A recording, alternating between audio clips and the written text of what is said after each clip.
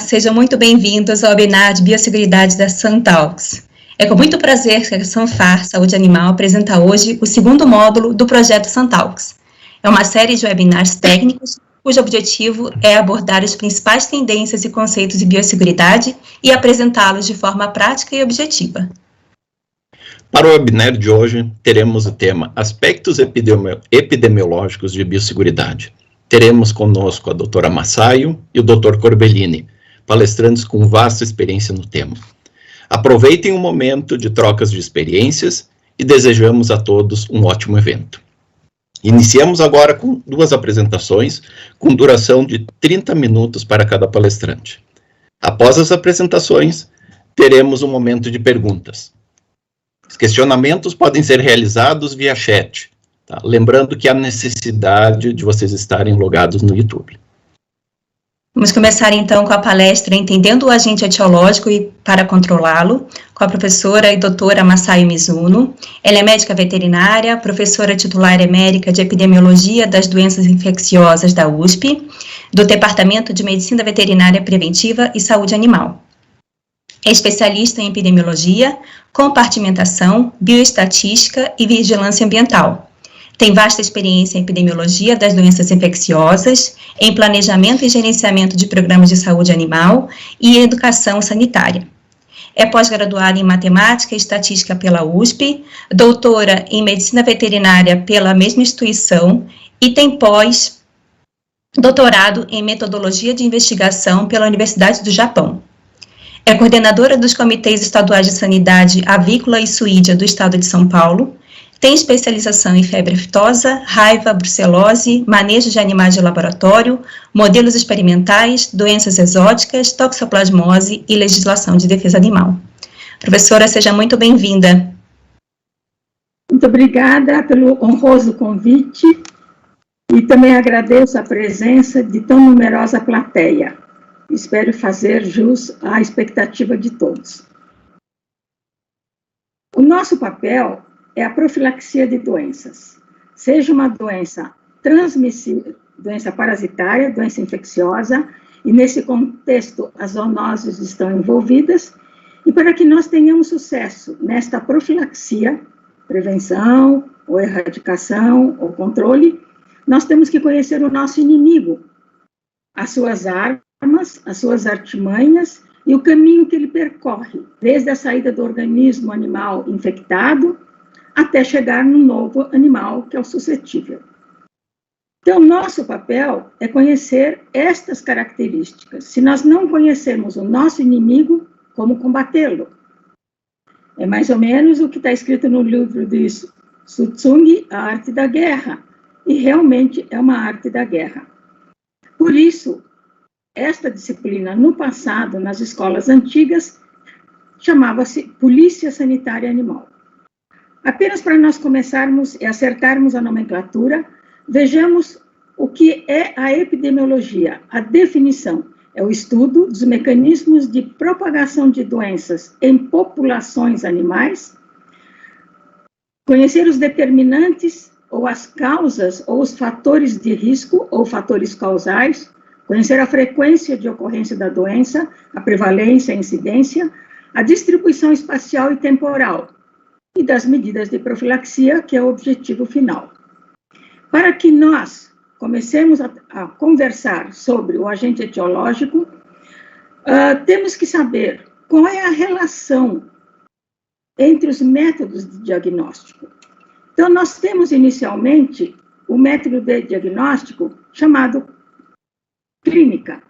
A clínica estuda um indivíduo, os sinais clínicos, para proceder ao tratamento, ou sacrifício, ou ao isolamento.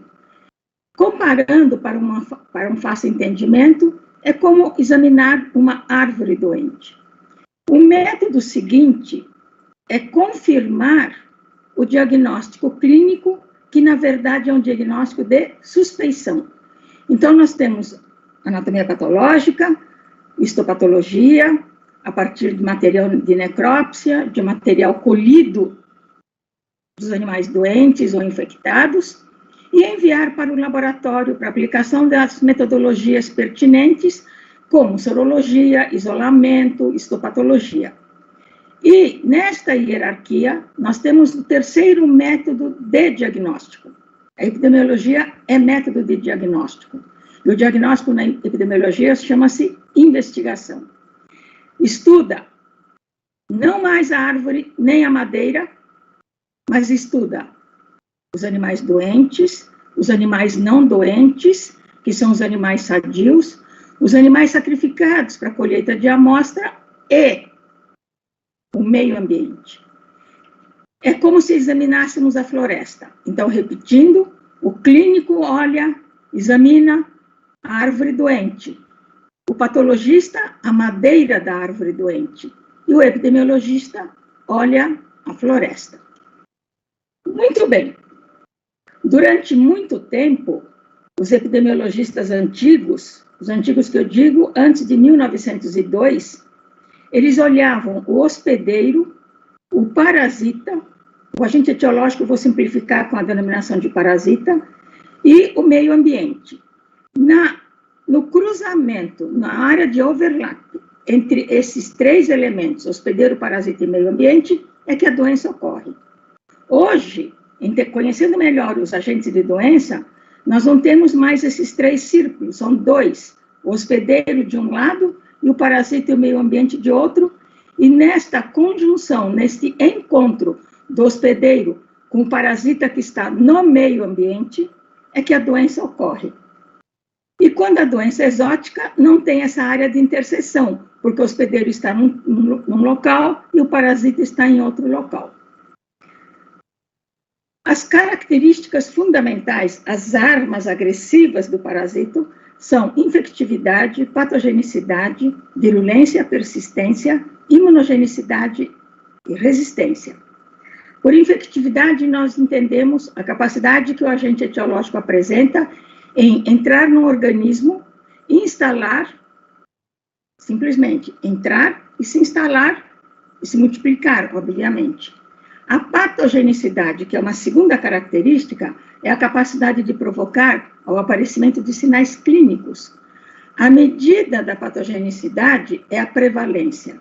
A medida da infectividade é a dose infectante, que no passado nós realizávamos pela inoculação de animais de laboratório, como cobaia, por exemplo, e atualmente se realiza em cultivo celular. A virulência é uma terceira característica, que é a gravidade, medida da gravidade dos sinais clínicos. A quarta característica é a resistência, que é a capacidade que o parasito tem em sobreviver no meio ambiente e, portanto, na ausência de parasitismo. A imunogenicidade é a capacidade de estimular uma resposta imune. E a persistência é a capacidade que o agente apresenta em permanecer na população por longo tempo, se não indefinidamente. Então, o conhecimento destas características são importantes. E a humanidade, a veterinária, ela conseguiu erradicar apenas uma doença no mundo, da mesma forma que na espécie humana, uma única doença foi erradicada. Então, nosso desafio é, se é para erradicar, nós temos que erradicar conhecendo estas características, se é para controlar, controlar devidamente, e se é para prevenir, prevenir devidamente, para que nós não tenhamos a endemicidade, a persistência do agente que nos levará naturalmente ao fracasso, ou à dificuldade no controle, dificuldade no trabalho. O meio ambiente, na verdade, ele é o fulcro desta relação hospedeiro-parasita. Imaginemos uma balança de dois pratos. Em um prato coloquemos o parasita em vermelho, 2 cocos eventualmente, e do lado direito uma ave. E o fulcro da balança é o meio ambiente, que nós vimos que é a floresta. Nesta floresta nós temos os fatores biológicos, seres vivos, animais e vegetais, os fatores físico-químicos, clima, natureza do solo, ventos, fatores socioeconômicos, regido pela pobreza e ignorância. Naturalmente, em se tratando de zoonose, é a pobreza da população, a ignorância, E se nós levarmos para o lado da veterinária, que nós temos os criadores de animais, os proprietários, e a pobreza e ignorância do proprietário dos animais.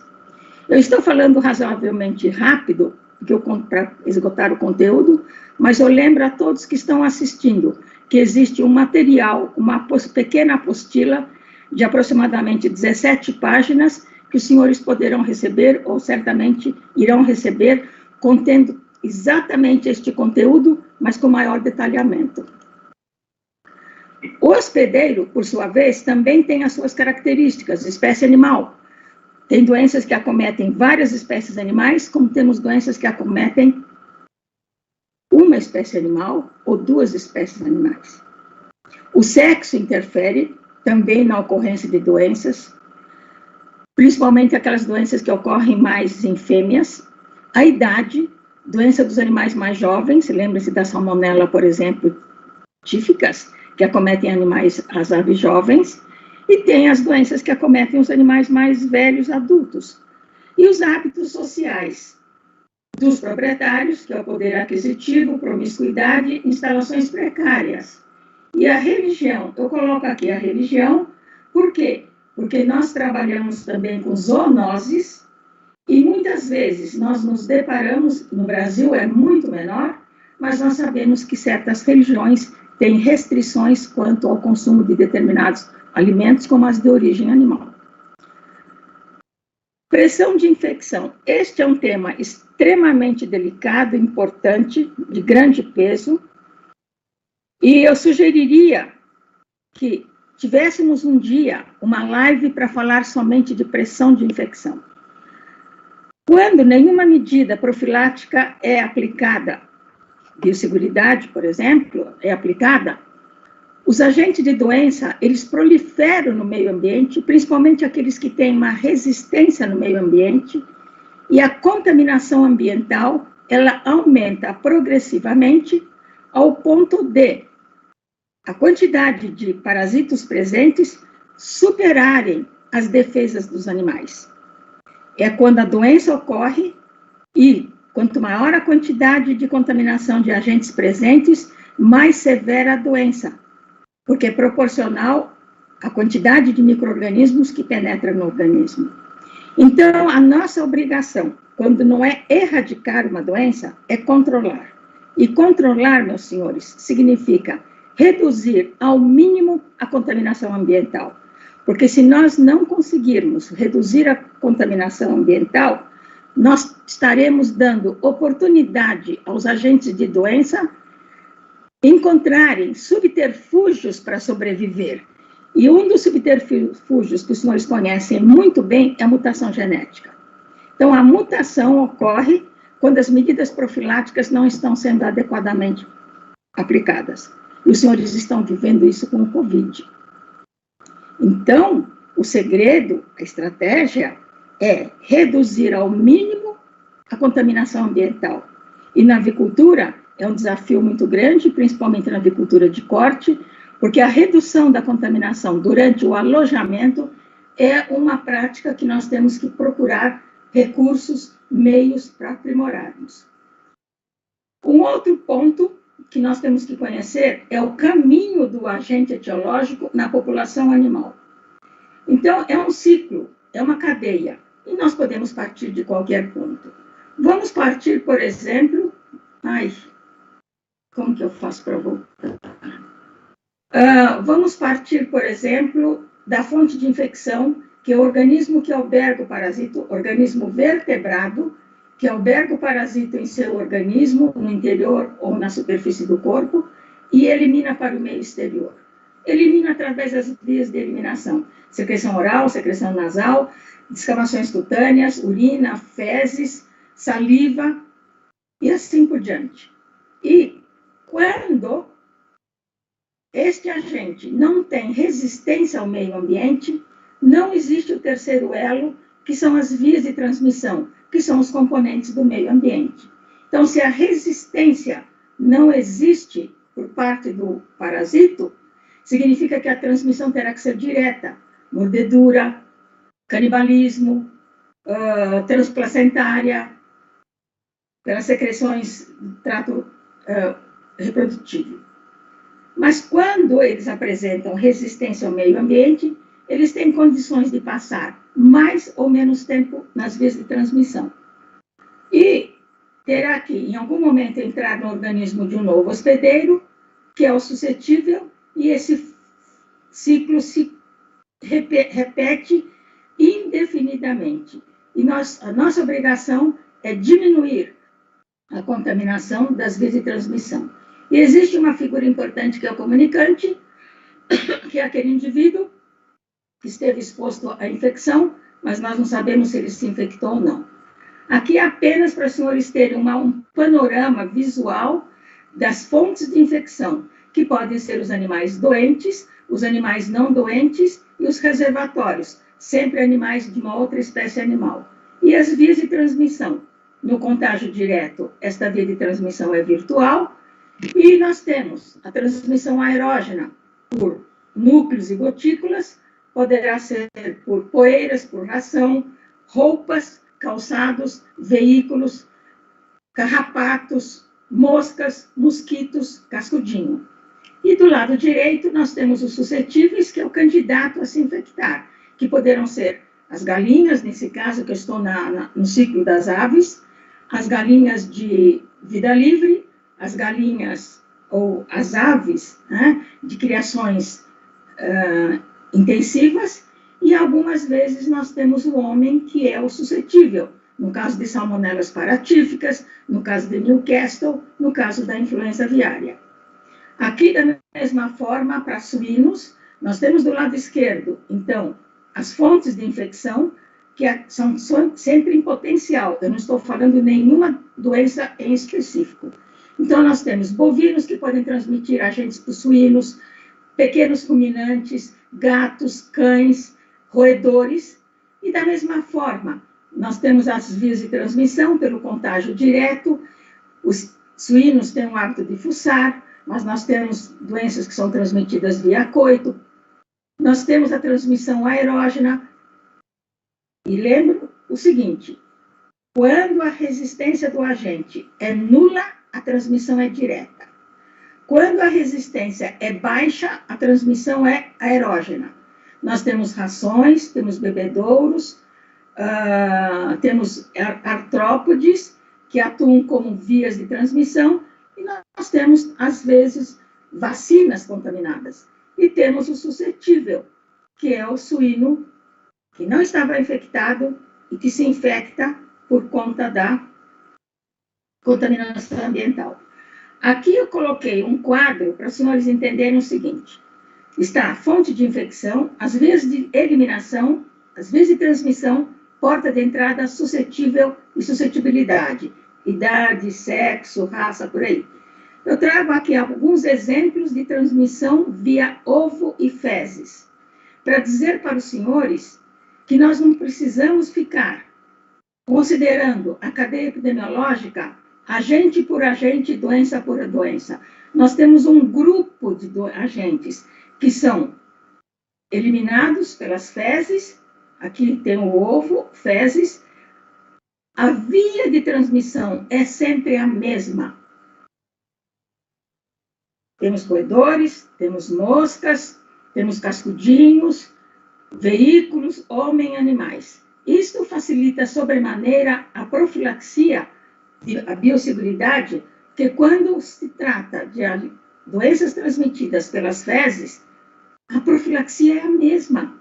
Não há o que ter detalhamento sobre o detalhamento ocorre quanto à fonte de infecção. O Lorum, Gallinarum, nós temos que eliminar os portadores. E, eventualmente, na profilaxia, tenhamos particularidades. A porta de entrada é a mucosa oral. Olha aqui, a mucosa oral, todos. E os suscetíveis são galináceos ou todas as espécies animais. E a suscetibilidade, nós temos as distinções. Animais jovens, animais adultos ou animais de todas as idades. Aqui eu trago outras que eu não vou ficar falando uma por uma, mas dizer que eu trago aqui neste quadro as doenças de transmissão aerógena. Por exemplo, o caso dessas duas doenças, a eliminação é pela secreção oronasal, e a transmissão é aerógena, eventualmente orofecal. E a entrada é sempre pela mucosa nasal. E assim nós temos as diferentes doenças com diferentes mecanismos de transmissão que devem ser profilaticamente agrupadas. Os senhores receberam todo este material na apostila. E assim nós temos doença de Newcastle, influenza aviária, doença da bursa, anemia, que apresentam em comum algumas características. Por exemplo, influenza aviária, doença de Newcastle, elas compartilham alguns itens na transmissão, principalmente quando se fala de transmissão aerógena e orofecal, e nas áreas endêmicas, calçados e roupas contaminadas de trabalhadores que não têm o hábito de higiene para entrar nas granjas, poderão levar em calçados e roupas o vírus da influenza aviária ou da doença de Newcastle. Os suscetíveis, nós temos, ora, a variação entre espécies, ora, nós não temos variação de espécie. E a suscetibilidade também variando quanto aos fatores que eu já falei, sexo, idade, raça. Em relação aos suínos, eu trago também um quadro em que nós temos que olhar a via de eliminação. É a mesma, fezes, fezes e fezes. Salmonella cholerae-suis, E. coli, Lawsonia intracelulare, a porta de entrada é sempre a mesma, é a mucosa oral. E os suscetíveis, então aqui suínos noéticos silvestres e os suínos. E lembrar que hoje nós temos um grande desafio, que são os suídeos silvestres, os javalis de uma forma geral, e os acelvajados. E a suscetibilidade também, de acordo com cada doença, varia em função da idade, do sexo, da raça. Então, não conhecer o caminho de um parasito que ele percorre no meio ambiente não leva a nada, é ficar derrapando. Então, a cadeia epidemiológica ou a cadeia de transmissão depende do conhecimento preciso do caminho do agente etiológico no meio ambiente, naquela população. E, portanto, aqui eu trago um gráfico, uma tabela, falando sobre a profilaxia. Então, eu tenho que atuar sobre a fonte de infecção, eu tenho que verificar. O que eu faço? Eu isolo, eu trato, eu sacrifico, enfim. Para cada doença, então, tem uma medida profilática relativa à fonte de infecção. Sobre a via de eliminação, a via de eliminação nos suínos, da mesma forma, nós temos a secreção oronasal, nós temos as fezes, temos a urina, temos restos placentários, temos o sangue. A via de transmissão, nós temos aqui somente o caso das doenças de transmissão aerógena. E a porta de entrada, se é aerógena, é sempre a mucosa nasal. 10 minutos. E os suscetíveis são os suínos domésticos, os silvestres, quando existir, temos aqueles que apenas os suínos são suscetíveis. E a suscetibilidade, da mesma forma, todas em relação à idade, em relação ao sexo, em relação à espécie. E as medidas de profilaxia, eu quero falar, em primeiro lugar, sobre educação sanitária, que é a medida geral. Se nós não formos capazes de informar os criadores e os trabalhadores, treinar não é entregar folhetinho, não é entregar uma cartilha, é treinar, é mostrar como se faz uma diluição de desinfetante, como se faz a limpeza e desinfecção de objetos utilizados na criação, como nós vacinamos, como diluímos desinfetante, como guardar o desinfetante, como não descartar os desinfetantes diluídos para não perder a eficácia. E depois, então, prepare o material educativo. Nós estamos agora no momento em que os senhores poderão treinar com muita propriedade. Medidas relativas às fontes de infecção, isolamento, sacrifício e tratamento.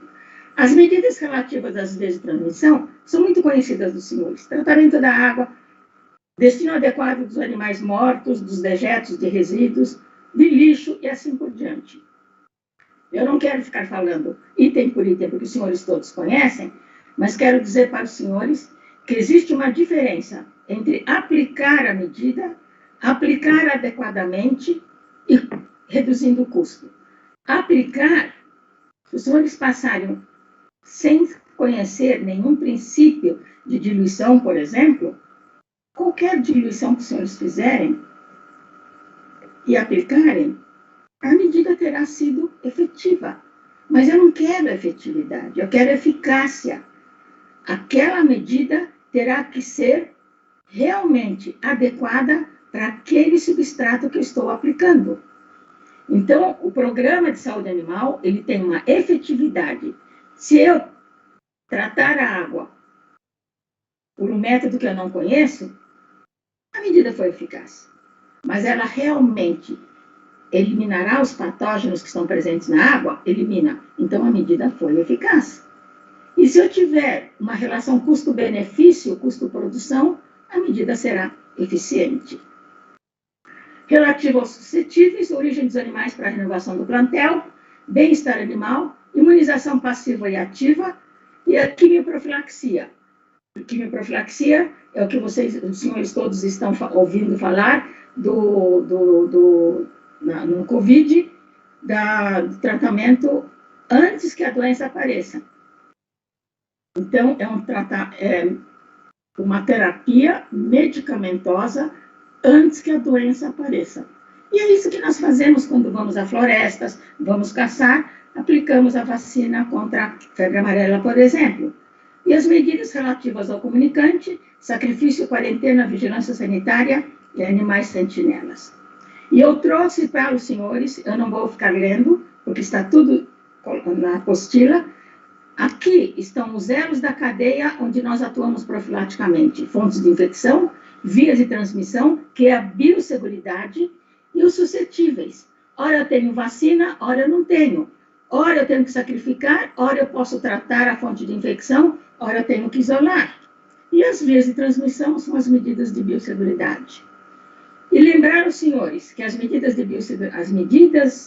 de profilaxia não devem se restringir à biosseguridade dentro da granja, porque o perigo ronda a granja.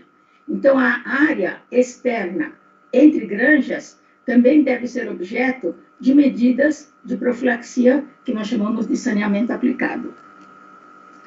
E desta forma, eu creio que eu falei exatamente 29 minutos, era isso que eu tinha que falar, e qualquer dúvida, estarei pronta para responder depois, no momento das perguntas, e desculpe se eu falei muito rápido, porque o assunto é muito longo, muito importante, razão pela qual eu preparei uma apostila extremamente detalhada. Muito obrigada a todos, boa sorte. Muito obrigada, professora, pela excelente palestra. Lembrando que as perguntas podem ser encaminhadas para a gente, e a gente, após as duas apresentações, a gente vai ter um momento adequado para o debate.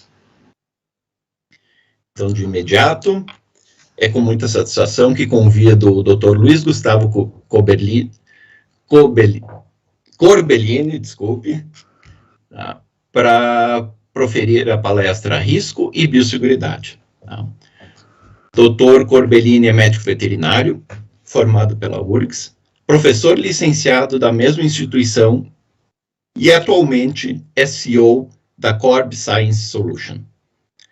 Possui pós-doutorado em avaliação de risco microbiológica pela Universidade Técnica da Dinamarca e em planejamento de programa de febre aftosa por técnica de multicritério no Instituto Nacional de Investigação Agropecuária no Uruguai. Fez parte do Comitê Científico Consultivo do Programa Nacional de Sanidade Avícola, do Ministério da Agricultura, Comissão Científica Consultiva em Microbiologia de Produtos de Origem Animal e Comitê Estadual de Sanidade Avícola do Rio Grande do Sul. Possui mais de 100 artigos publicados em periódicos indexados, tem vasta experiência em avaliação de risco de introdução de agentes infecciosos, estudo clínico epidemiológico e desenvolvimento de projetos de pesquisa, assessorias e treinamentos em epidemiologia aplicada. Bem-vindo, Dr. Corbellini, a palavra é sua.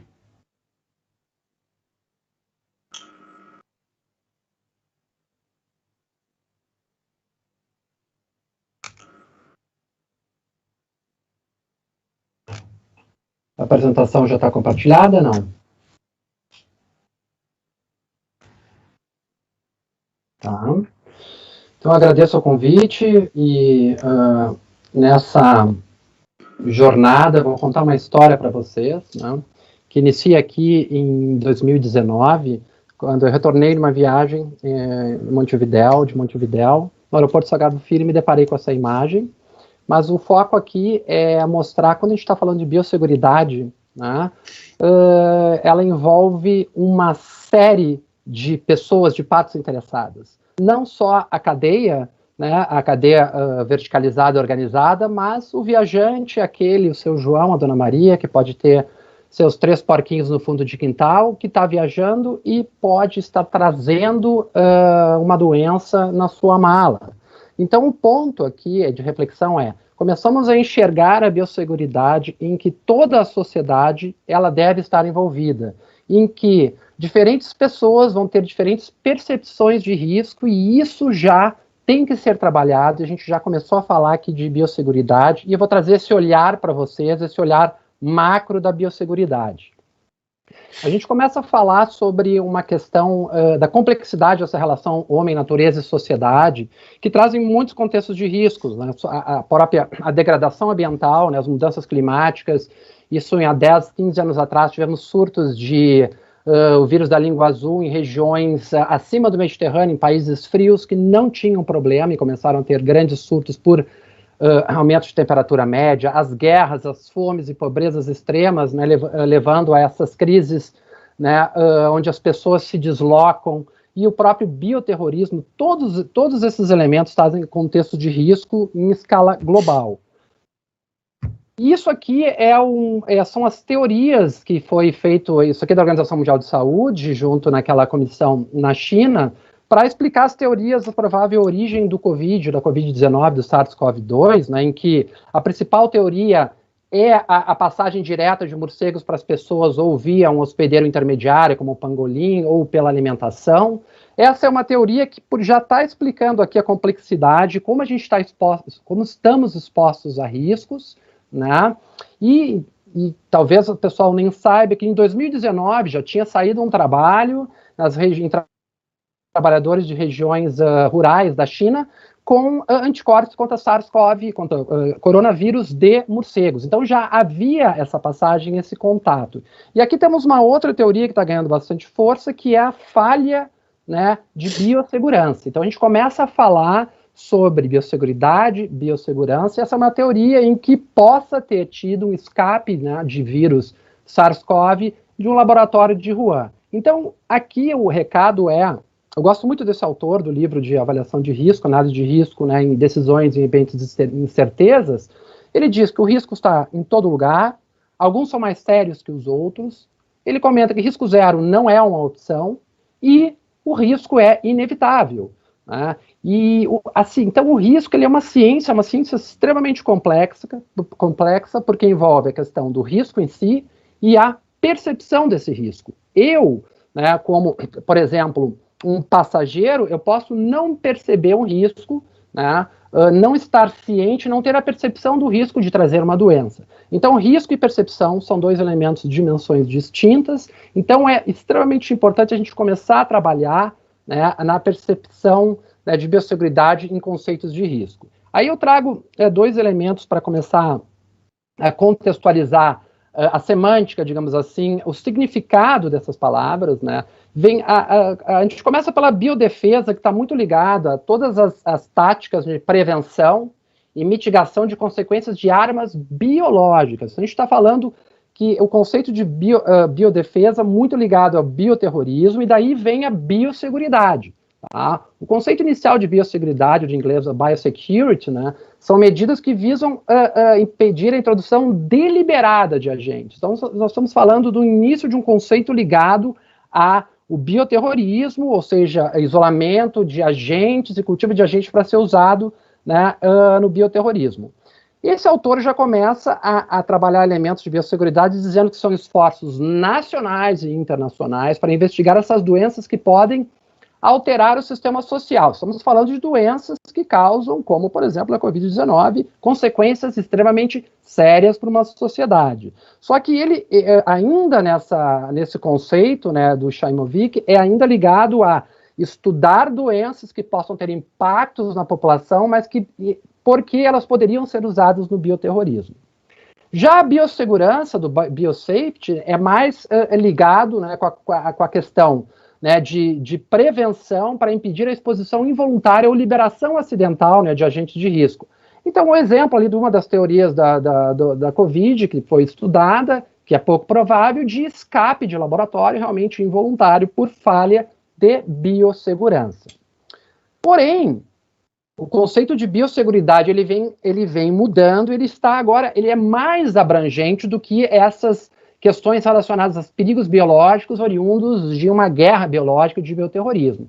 Eu gosto muito desse conceito do Ministério do Meio Ambiente do Brasil, que estabelece que a biosseguridade já é o estabelecimento de um nível de segurança dos seres vivos, né, por intermédio de diminuição do risco, olha a palavra risco de novo, né, de ocorrência de qualquer ameaça a uma determinada população. Então a gente sempre fala de riscos, de doenças ou de catástrofes ambientais que possa ter uma consequência devastadora para a sociedade. E quando a gente fala em biosseguridade, em nível de estabelecimento, de uma indústria, de um compartimento, é o mesmo conceito. É redução dos riscos de entrada e, uma vez que entrou, contenção da disseminação de doenças e a bioexclusão para que também ela não se espalhe de uma granja para outra.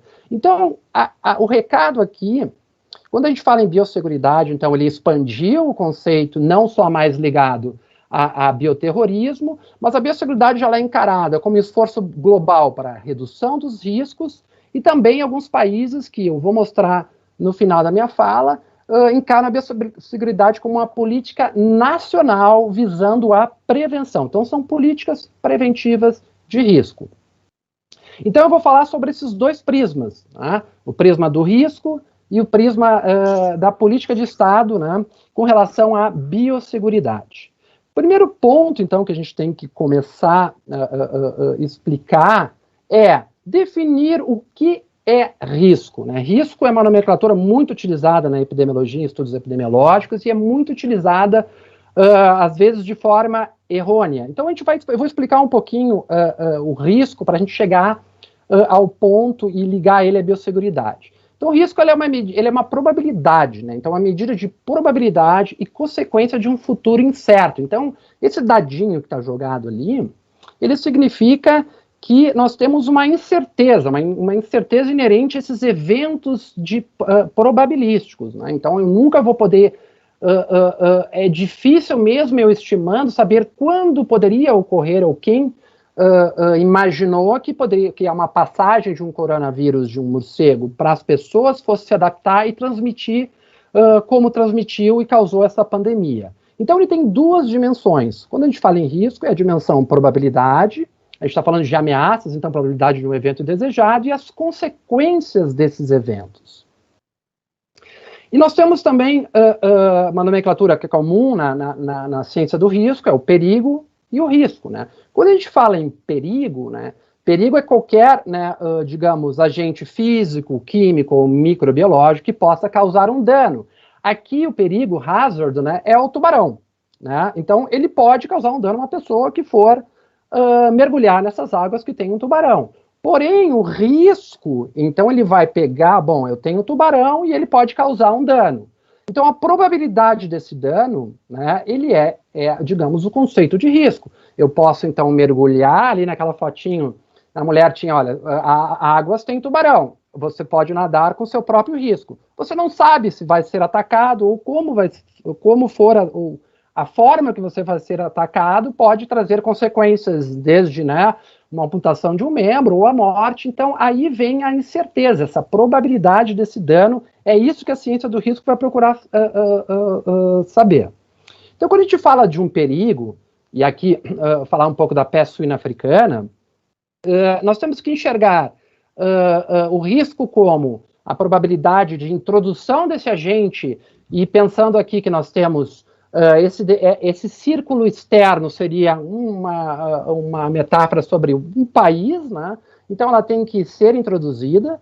ela tem outra camada, que é a granja, ou estabelecimento, e expor os animais, o agente, e ele vai se disseminar. As questões que a gente tem que se perguntar, e olha o dado de novo, olha a probabilidade, e olha as consequências que eu preciso estimar. Primeira coisa, e a professora Massaio falou, né, então, sobre conhecer o inimigo. Uma análise de risco, por exemplo, uma avaliação de risco, eu vou perguntar, bom, qual é a principal fonte de infecção? Da onde é que ela está vindo? Né? Qual é o caminho mais provável da entrada desse agente e até expor um animal? Né? E uma vez esse animal exposto, quais seriam as consequências?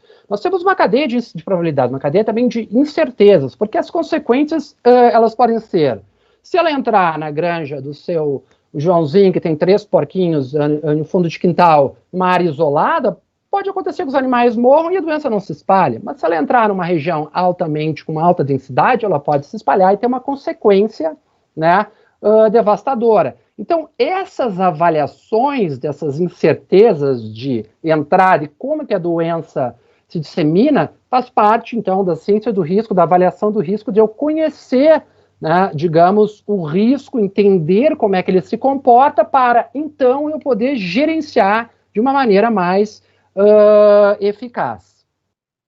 Aí eu volto a esse autor novamente, então ele diz, bom, se o risco está em todo lugar, nós temos uns mais sérios que os outros, etc. Dessa forma, então, ele fala, é preciso análise de risco. Para quê?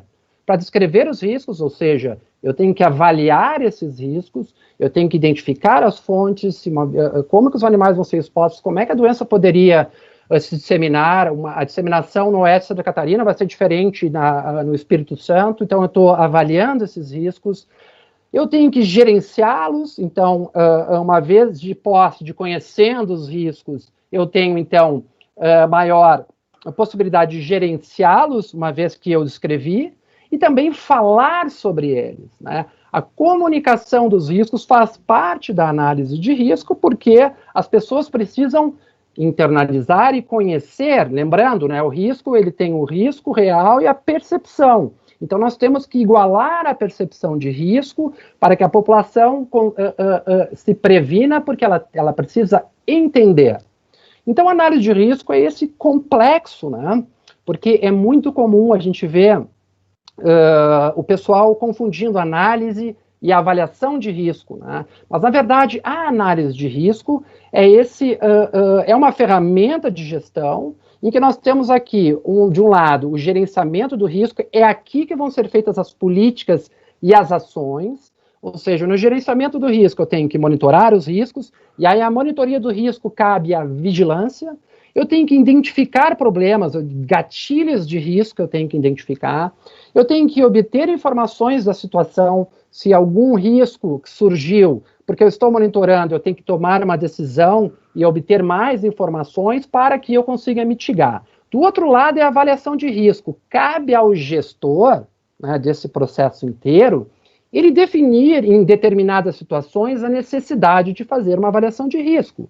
Por exemplo, eu diria, né, que há mais de 5 a 10 anos deveria ter sido feita uma avaliação de risco para a peste suína africana. Para o quê? Para que se crie evidências científicas dos caminhos mais prováveis de risco para que se faça um programa de mitigação adequado aos riscos que estão sendo encontrados.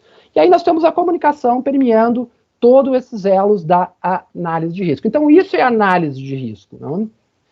E aí eu coloquei, aqui num livro, que ao definir o uso estratégico da análise de risco, né, com o objetivo, por exemplo, de reduzir os efeitos de uma possível epidemia, porque o risco, a dimensão é entrada, exposição e disseminação, então eu estou conhecendo todos os caminhos de riscos e todas as possibilidades dessas, né, relacionadas ao risco, as chances de adotar ações mais efetivas são maiores, porque eu estou, digamos, atacando nos pontos críticos que precisam ser monitorados.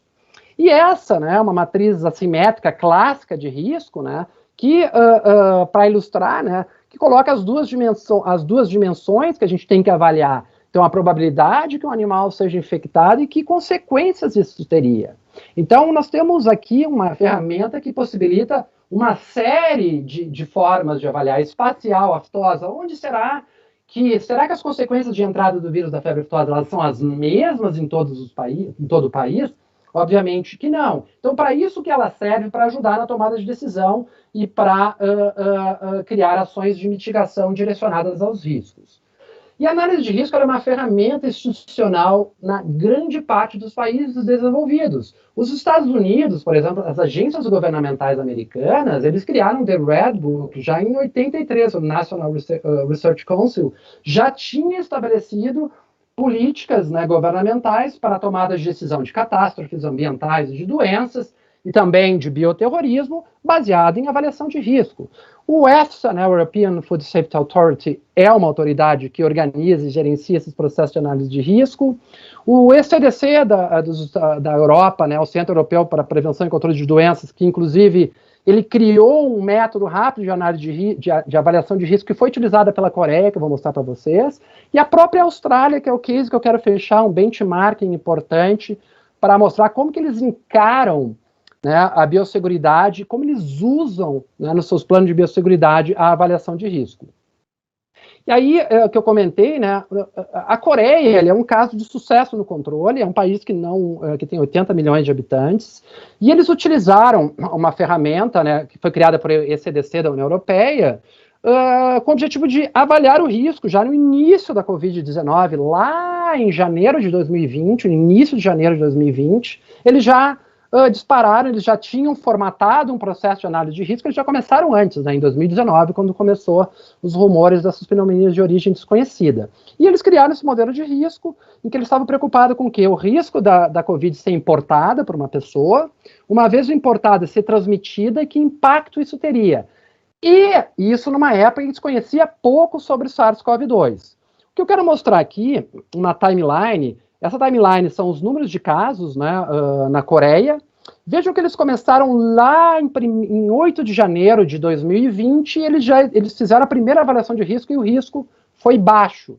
À medida que foi desenvolvendo, eles foram acompanhando a ocorrência dos casos dentro da matriz de risco, na China. Eles viram que começaram a ter casos importados, ou seja, pessoas se infectaram e levaram a doença para o Japão, na Tailândia, até que teve, né, em 20 de janeiro, um caso importado na Coreia. Aí o risco subiu. A partir daí, eles começaram, né, a tomar as medidas todas baseadas nesses resultados. Então, eles estavam muito atentos na monitoria desse risco. E aqui, para mostrar a evolução, lá, então, em 8 de janeiro, eles já, então, estavam, apesar do risco baixo, eles disseram, não, vamos fazer triagem nos aeroportos em que tu tenha chegada das pessoas que venham de Wuhan. Então, eles estavam focados nesses aeroportos em que tinham voos de Wuhan lá para a Coreia. Mas, à medida que foi evoluindo os riscos, eles chegaram à conclusão, quando já subiu para alto, um mês depois, todos os voos da China têm que ser feitas triagem. E olha que eles já tinham, nessa época, o RT-PCR desenvolvido em 18 províncias, laboratórios regionais já desenvolvendo, então eles já entraram, né, com uma preparação muito grande, sempre coordenada pelos resultados das avaliações de riscos, né? E não só em termo global, eles também eles têm um caso de sucesso, que é o contact tracing, né? Eles rastreavam os contatos das pessoas positivas, também por avaliação de risco. O Ocidente ele considerou um pouco invasivo, porque eles usavam lá localização do GPS do telefone, compras de cartão de crédito, tudo isso para rastrear onde uma pessoa positiva, né, se deslocou, para investigar se os contatos que ele teve, né, foram de risco alto, médio ou baixo, para a partir daí eles determinarem, moça, tu vai ter que ficar em quarentena, tu vai ter que ficar em monitoria. Então foi um processo todo baseado na metodologia de análise de risco, né? E, se a gente pensar hoje no Brasil, o grande problema é que nós tínhamos mais de 5 mil municípios, cada um fazia mais ou menos a sua método de ação. Hoje nós vamos abrir a academia, mas um horário reduzido. Pô, mas será que um horário reduzido não é pior? Porque vai todo mundo naquele horário reduzido? Então a gente não teve esse refino, né, essa preocupação, essa centralização né, baseada nos riscos. E aí o resultado é esse, né? Nós estamos olhando aqui comparando com o Brasil, a escala ali da Coreia de mortes diárias é 20, 40, 60. A escala aqui no Brasil é 2 mil, 40 mil e 60 mil. No pico 6 mil no pico da epidemia. Então foram muito, eles conseguiram realmente controlar essa pandemia de uma maneira muito eficaz. E nessa mesma linha, né, o Friedrich Institut na Alemanha, o FLI Institut, ele, de 2011 até agora, 2021, eles fizeram 7 avaliações de riscos, que estão publicadas no site, e eles tomavam as decisões em cima dessas avaliações de risco. Desde 2007, então, quando teve a notificação de PSA na Geórgia, eles começaram a desenvolver essa análise de risco, dispararam a primeira em 2011. Cara, o maior risco é transporte de caminhão vindo da Rússia. Em 2014, não. Temos que avaliar o risco de transporte ilegal e restos de alimentos. E aí eles foram, né, avaliando os riscos, até que em 2016, com a evolução, né, da peste suína africana chegando pelo leste europeu, eles determinaram a entrada para os javalis infectados vai ser um grande problema. Dito e feito, em 2020, teve a notificação do primeiro caso em javalis, mas eles estavam preparados. Então, eles já sabiam, eles tinham um mapeamento das zonas de javali, e em 2021 também, não surpresa, esses dados estão lá no site do FLI, não foi surpresa, infelizmente, detectaram o primeiro caso de PSA em suínos de produção orgânica em áreas de corredor de javali. Então, eles já sabiam que a produção orgânica de suínos soltos nessas regiões eram de maior risco, então eles estavam preparados para isso. Eles já sabiam, né, de antemão, pela avaliação de risco, quais eram os caminhos mais prováveis e as consequências, se prepararam para isso. E aqui eu jogo, para a gente começar só a debater. Nós temos muitos javalis aqui no Brasil, né? E aí, olha a complexidade, como a gente tem que estar preparado. Isso aqui é uma tese de mestrado do Antônio Augusto Medeiros, né? E essas zonas circulares são zonas, esses triângulos, esses retângulos, onde teve ataque de javalis em criatórios de suínos, né? Suínos de subsistência. Então nós temos ataques. Bom, qual é o papel do javali na PSA? Nós estamos preparados, nós pensamos nisso. Será que ele vai ter um componente importante na disseminação? Então são vários detalhes, né, que precisam seguidos, regidos por uma avaliação de risco, em que a cada risco eles sejam mitigados conforme a ciência, fica muito mais fácil de controlar, porque as ações ficam muito mais coordenadas. E agora a biosseguridade em relação à política de Estado. Então nós vimos que ela é indissociada ao risco, né? Porque a biosseguridade a gente tem que prevenir a entrada, prevenir os riscos de ocorrência, então prevenir a entrada e disseminação. Então ela está associada a risco. E agora a biosseguridade como política de Estado. Eu vou falar um pouquinho sobre esse caso australiano, que eu gosto muito de citar, porque eu leio tanto a Austrália como a Nova Zelândia, né? Eles está no site deles, né? Uma tradução livre aqui, ó, a biosseguridade é a parte crítica dos esforços do governo, né, do Estado de prevenir, responder e se recuperar rapidamente a uma entrada de uma praga que pode ameaçar a economia ou uma doença e o meio ambiente. Então, redução dos riscos de entrada, contingência, resposta a uma emergência e recuperação rápida, porque eles querem manter o mercado. Então, eles têm essa internalização de um programa de biosseguridade australiano, né, Biosecurity, muito forte, né? E agora, em maio, eles lançaram um pacote de biosseguridade de 371 milhões de dólares australianos, em que eles elencaram, né, os perigos que são mais importantes, prioritários para ele, a peste suína africana, a febre aftosa. Eles são livres de febre aftosa, acho que mais de 100 anos, e continua sendo alvo, né, de importante, prioritário, dadas as consequências, né, e o besouro capra, que esse eu não conhecia, até fui ler sobre ele. Então aqui, olha, como benchmarking, eles estão gastando ali, eles estão investindo quase 35 milhões em pesquisas de como essas doenças podem entrar no país. Eles estão investindo em milhões em tecnologias para inspeção de passageiro, melhorar essa tecnologia de inspeção. 1,5 milhão só para revisar legislação de importação. O que a gente está importando, né? Será que precisa revisar ou não? 96 milhões de inspeção, tecnologia de inspeção de containers, que eles chamam de offshore, na entrada, via navio de fora, investindo em tecnologias para aumentar a velocidade de identificação de riscos nos pontos de entrada, né? Monitoramento de cargas marítimas e aéreas e 58 milhões de prevenção da entrada de PSA. Eu acho que isso aqui é um exemplo que a gente precisa seguir e pensar como eles, porque eles pensam como? Aqui na Universidade de Melbourne, eles têm um centro de referência, então, de análise de risco de biosseguridade. Então, eles pensam que a Austrália é um país que tem um sistema nacional de biosseguridade. Ele é um fator-chave para o agronegócio. E eles, inclusive, calcularam que esse investimento vai ter um retorno de $30 para cada dólar investido no pacote de biosseguridade. Então, existe esse sentimento, né, nacional. E quando a gente tem um propósito definido, isso que eu falo, isso é teorias, né, de administração, você tem um propósito, todo mundo vai jogar o mesmo jogo. Então, eles têm essa filosofia. Temos que pensar um sistema nacional de biosseguridade. E aí eu volto para refletir, né, sobre essas duas situações. Porque eu quis voltar aqui, nesse caso, no Aeroporto Salgado Filho, agora eu venho a minha crítica construtiva. Quando eu postei isso no Facebook em 2019, imediatamente o colega epidemiologista do exterior perguntou: será que o pessoal está entendendo o recado? Nós temos um pôster do lado, no corredor, as pessoas passando, será que elas estão entendendo? Será que essa é a comunicação adequada?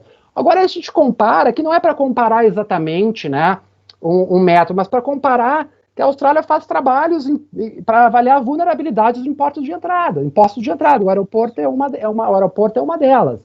E aí tu tem, olha, uma diferença drástica em que nós temos aqui, ó, declare it quarantine, no meio, né, em vários. Ou seja, já muda a forma de encarar, eles já enxergam, então, todos os pontos de entrada, eles avaliam todas as vulnerabilidades que se tem. Então, isso a gente tem que começar a refletir, a gente tem que começar a entender, por exemplo, que a Vigilância Internacional Vigiagro, ela não pode estar desconectada de um programa, né, de sanidade dos suídeos, por exemplo, no Programa Nacional de Sanidade das Aves. Tá?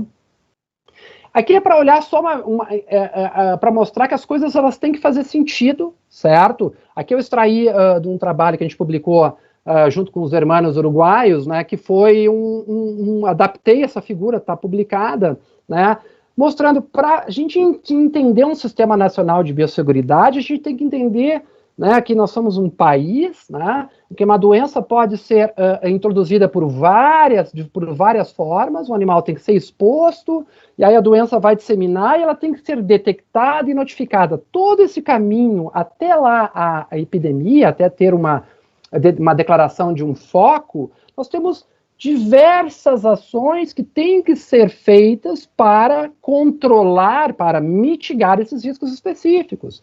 Então nós temos, desde a biossegurança externa, a biosseguridade externa, a vigilância externa, os programas de vigilância dentro, né, nas granjas, comunicação e educação e saúde, indenização, nós temos uma série de ações e cada uma dessas ações elas vão ter efeitos específicos em riscos específicos que, por sua vez, eles precisam ser identificados. Senão a gente nunca vai saber exatamente aonde estão as falhas, aonde estão as vulnerabilidades. Isso é muito importante, então, que as coisas façam sentido, que a gente entenda isso como um processo macro de ações completamente interligadas uma das outras. Que aqui lanço falando em risco, um risco muito importante que a gente tem aqui é a não reconhecimento da doença e a não notificação. A não notificação por falta de reconhecimento, não notificação por medo. Quanto mais tardia a notificação, maior é o risco de disseminação e vai ser mais difícil de controlar a doença depois. Aqui a última tela, sempre para mostrar, eu preconizei falar em biosseguridade mais em nível, né, nacional, como um sentimento, né, de um sistema nacional de biosseguridade, que ele vai focar nessas doenças e pragas exóticas, mas não muda nada, ele está em conjunto, ele é, digamos, parte, né, deve fazer parte, o Programa Nacional, um programa de biosseguridade na agroindústria está junto com o programa do Sistema Nacional de Biosseguridade, um retroalimenta o outro. Né? O programa de biosseguridade na agroindústria, por exemplo, a Massai estava falando de salmonela, quais as doenças? É a mesma questão que eu pergunto. Bom, que perigo eu devo priorizar dentro do meu programa de biosseguridade? Qual é a doença que mais afeta o produtor e que tem consequências de exportação, por exemplo? Uma vez eu conhecendo os perigos, o inimigo, eu tenho que analisar os riscos que esse perigo representa. Uma vez eu compreendendo o risco, eu tenho que monitorar esses pontos chaves e gerenciá-los, porque eu enxergo, às vezes, experiência própria, que alguns programas de biosseguridade parecem um tiro de bazuca, certo? Para matar uma mosca. Então, a gente tem um momento que a gente compreende os riscos, os perigos, os riscos, os caminhos e monitora, a gente dá muito mais eficiência para ele.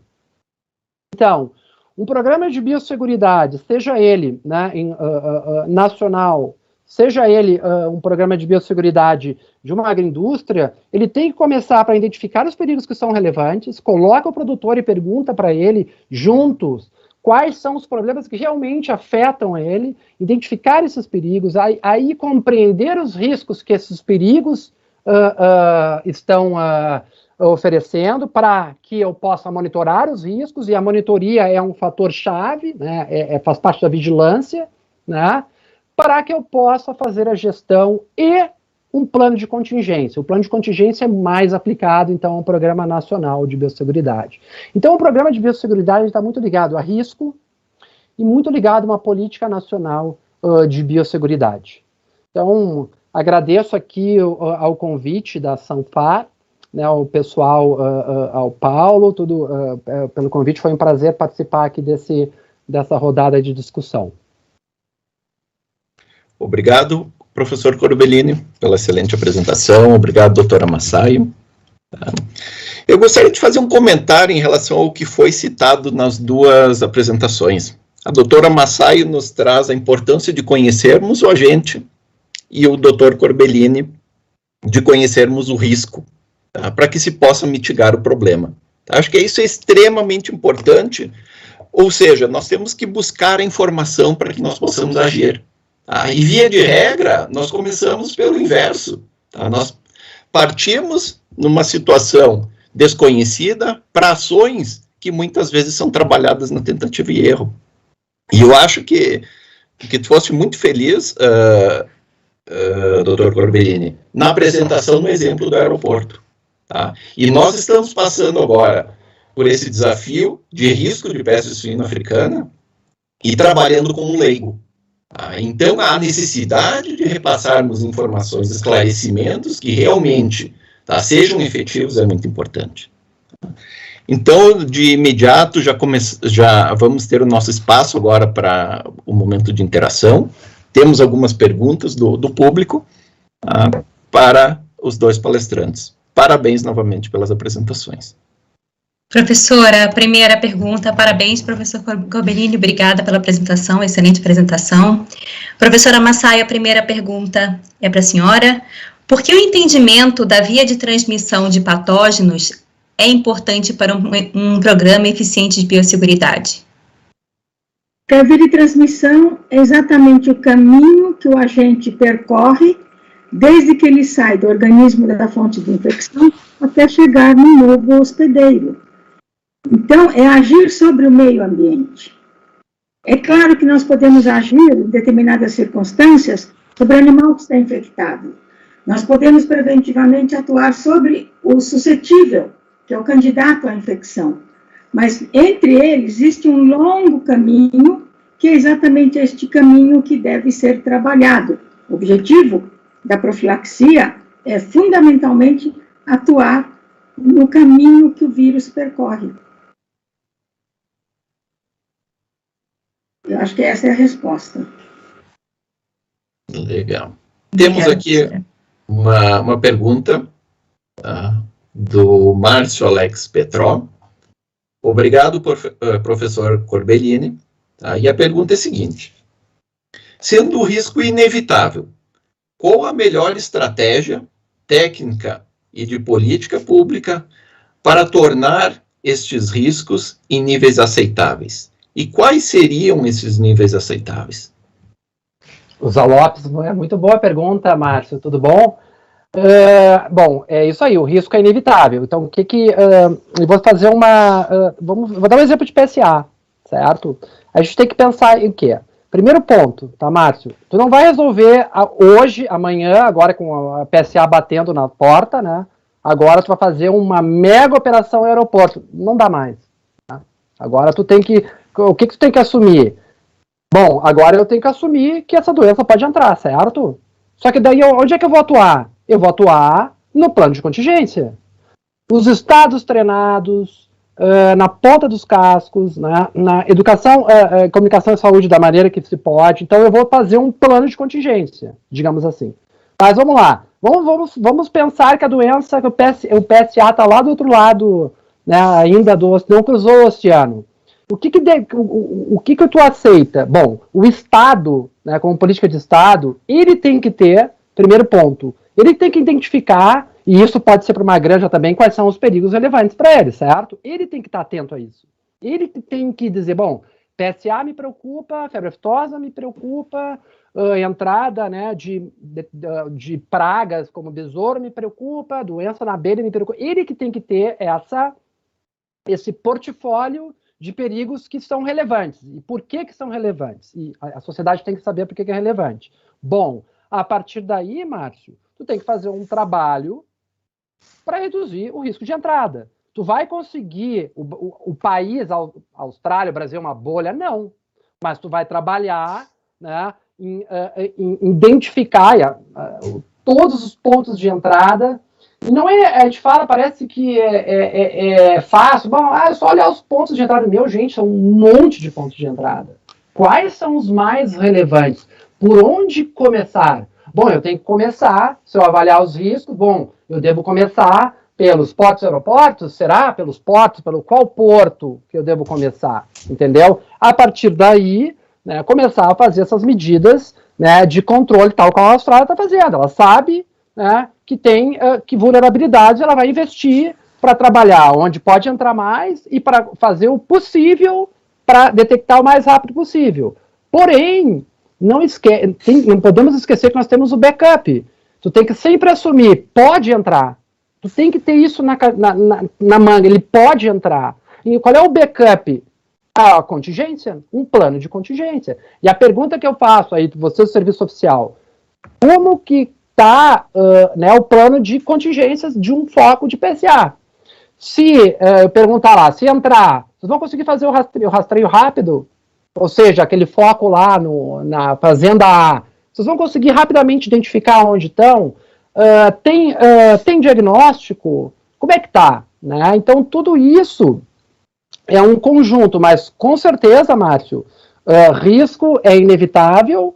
O que tem que se trabalhar é identificar os pontos mais vulneráveis, os pontos de ações conforme uma avaliação de risco te disser, e trabalhar e sempre tendo um backup que é o backup de contingência. Tu não trabalha o risco, tu nunca vai conseguir zerar, tu nunca vai conseguir fazer uma bolha, ok? Mas tu vai trabalhar da maneira mais eficaz possível. Se ela falhar, eu tenho um plano de contingência que ele vai, com certeza, me garantir uma retomada e um controle da doença. É essa a filosofia.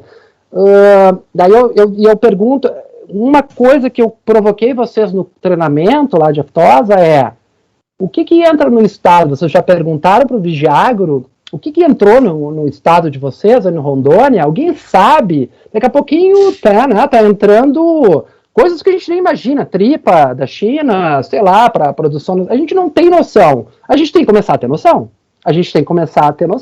Então a gente tem que partir, né, para uma ferramenta de gestão, uma gestão do risco. Obrigado, professor. E o Márcio ainda complementa a pergunta dele, perguntando quais são os piores erros que se pode cometer quando se faz avaliações de risco. Os piores, são vários erros, né? Vamos lá. O risco, então, ele é uma técnica para o pior erro. Um dos mais, não é erro, né? Um risco que a gente tem na avaliação de risco é a falta de dados. Tá? É a falta de dados. Isso é um problema, né? Mas muitas vezes a gente tem essa noção de falta de dados, então a tomada de decisão com falta de dados. Então tu faz uma análise de risco até para tentar suprir isso, tá? qual é o outro problema? Então, a falta de dados, ela está muito ligada a incertezas, né? Nós temos dois tipos de incertezas, a incerteza aleatória do evento, da aleatoriedade, da probabilidade. Se eu disser que tem 1% de probabilidade de chover amanhã, 1%, não vou levar o meu guarda-chuva, mas pode chover. Então, isso já é imprevisível. O fato, a aleatoriedade, ela é imprevisível, mesmo eu estimando. O outro é a incerteza de falta de conhecimento, essa é a pior. Né? Então, a análise de risco ela não é estática. Por isso que digo que é uma política de Estado, não é estática. A Coreia trabalhou como? Quando começou os casos lá em novembro de 2019, na China, não sabia nada. O que ela usou? Experiência do SARS e do MERS.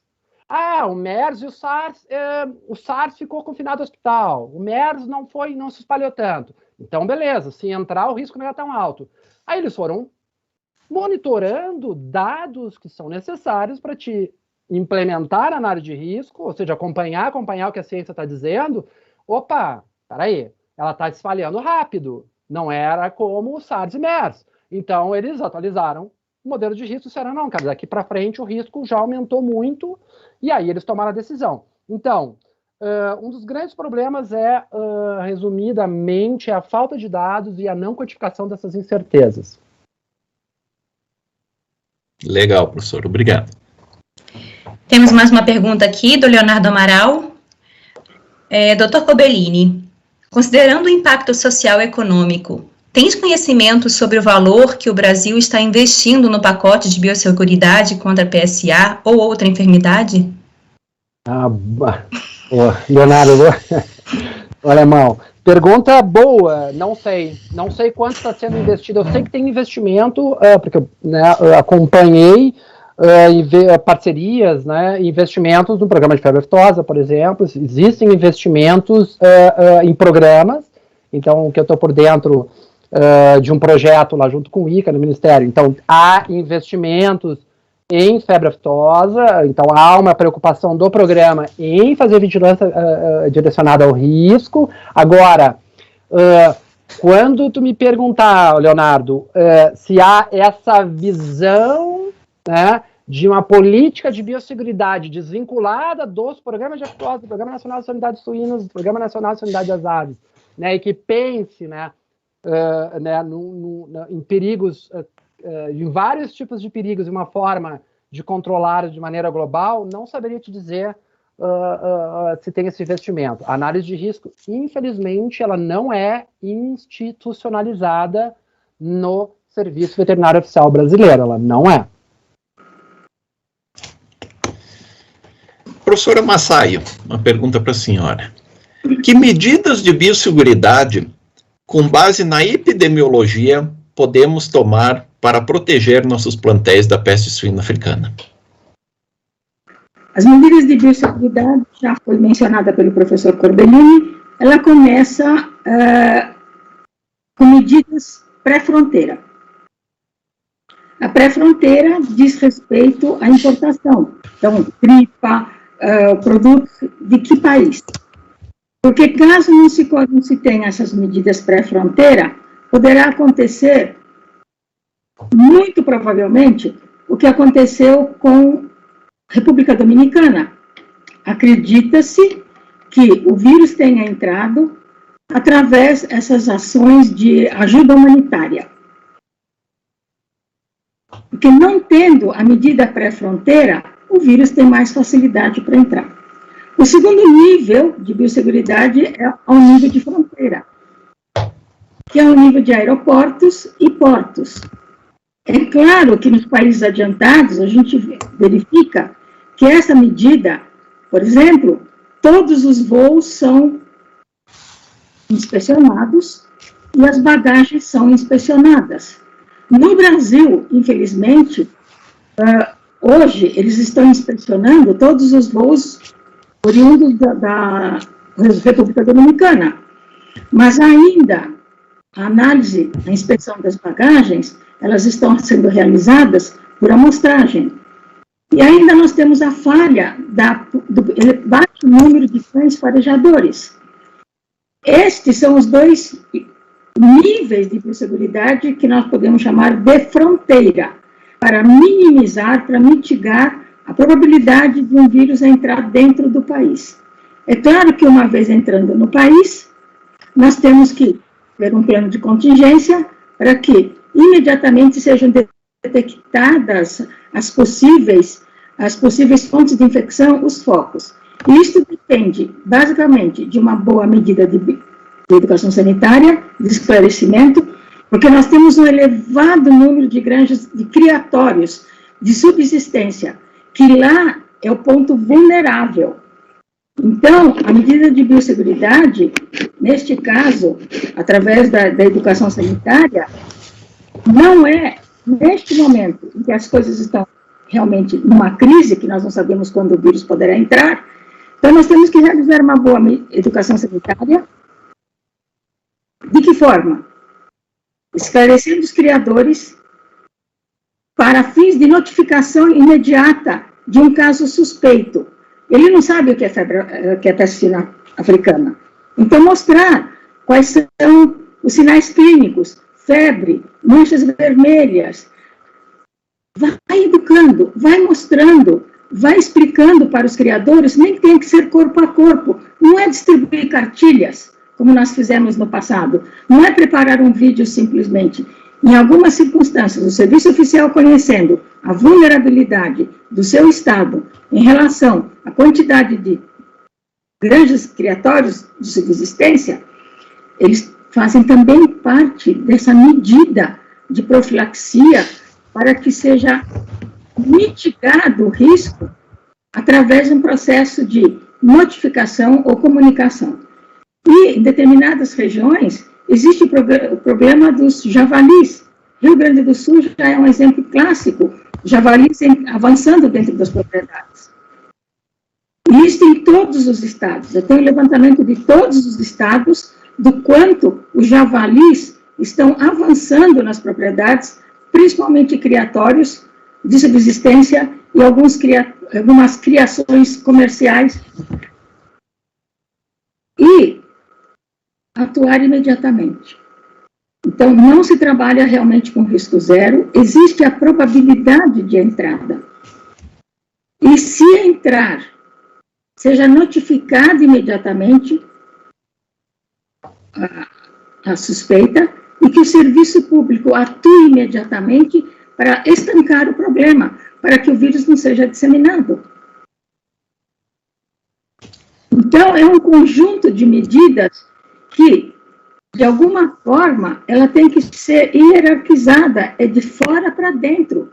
Não adianta, o vírus não entrou, não existe risco zero, querer trabalhar dentro do país como se nós desejássemos o risco zero.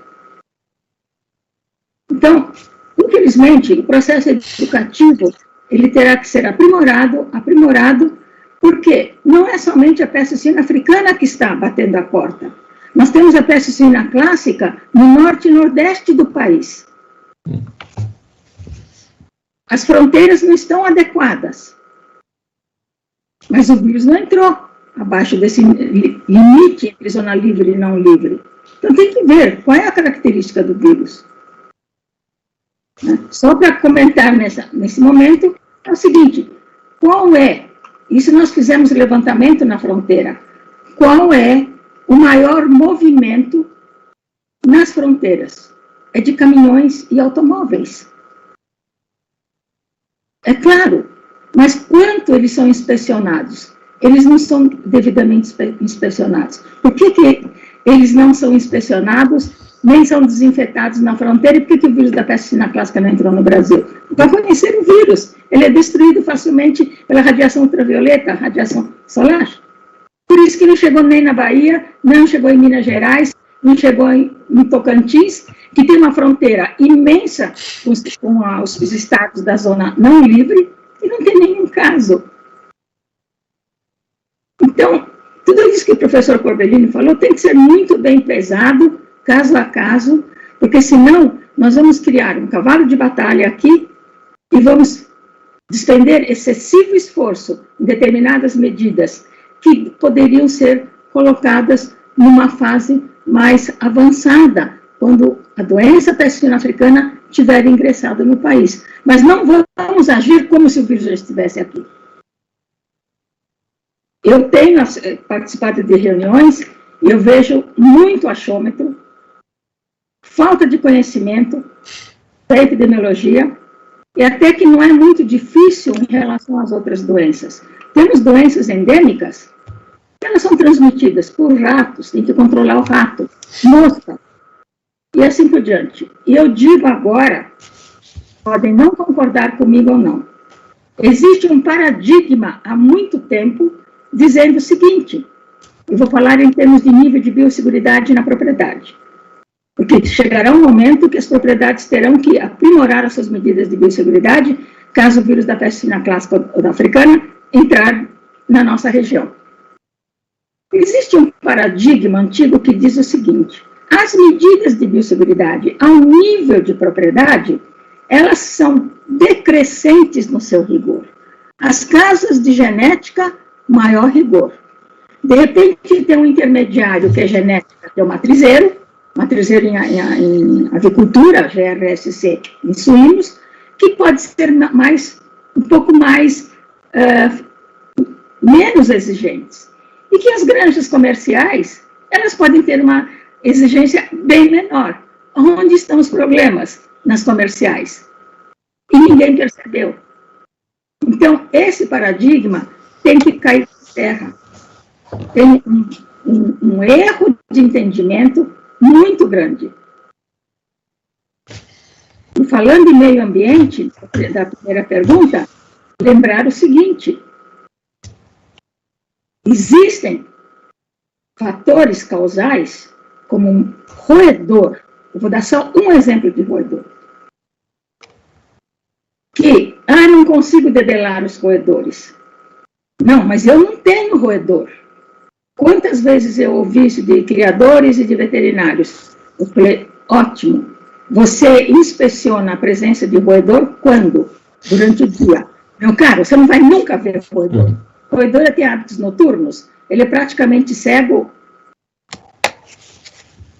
Você já entrou numa granja à noite? Não. Então entre, você vai ver só o ruído de roedores, comendo a comida dos animais. Então, eu trabalho muito, assim, no final da linha, e eu vejo que o final da linha está muito frouxa. Muito frouxa. Não, eu tolero o cascudinho. Onde está o problema? Não, mas eu faço sanitização, limpeza e desinfecção durante o alojamento. O que você faz durante o alojamento? Nada. Então, cascudinho não aparece durante o alojamento? Não aparece. Então, você não vai se livrar nunca de salmonela, por exemplo. Agora, quem trabalha desenvolvendo processos profiláticos para mitigar o risco de presença de artrópodes durante o alojamento? Produtos tem desde 1970. Então, os prejuízos estão, assim, debaixo dos nossos olhos. Muito bom ficar pensando na peste suína africana. Eu sei que nós temos colegas do Ministério da Agricultura, estão na República Dominicana, para não somente avaliar o que está acontecendo, que eles nem podem fazer isso, mas eles estão vendo quais são os riscos para o Brasil oriundos da República Dominicana em relação à peste suína africana. Então, existe uma desconexão muito grande entre os diferentes níveis de competência. É momento de reflexão? O professor Corbellini falou com muita propriedade. É um momento. Nós temos que aprender a lição.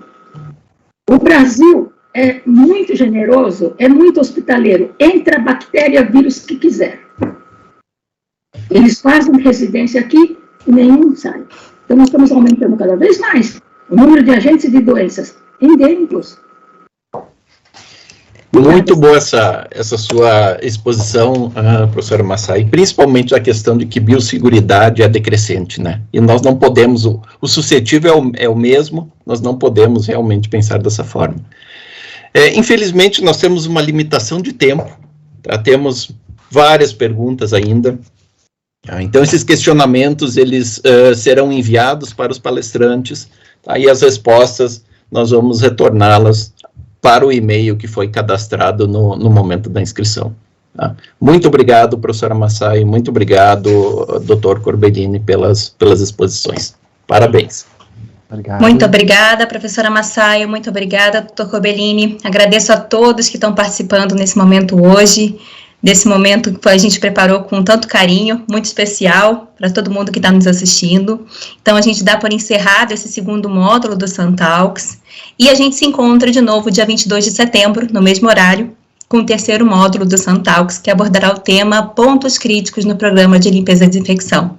Então, sintam-se todos convidados, sigam nossas redes sociais, as redes sociais da Sanfar, para ficar por dentro das novidades, e a gente espera vocês. Bom, muito obrigada por todos mais uma vez, e até mais. Boa noite. Uma boa noite a todos, e obrigado. Boa noite.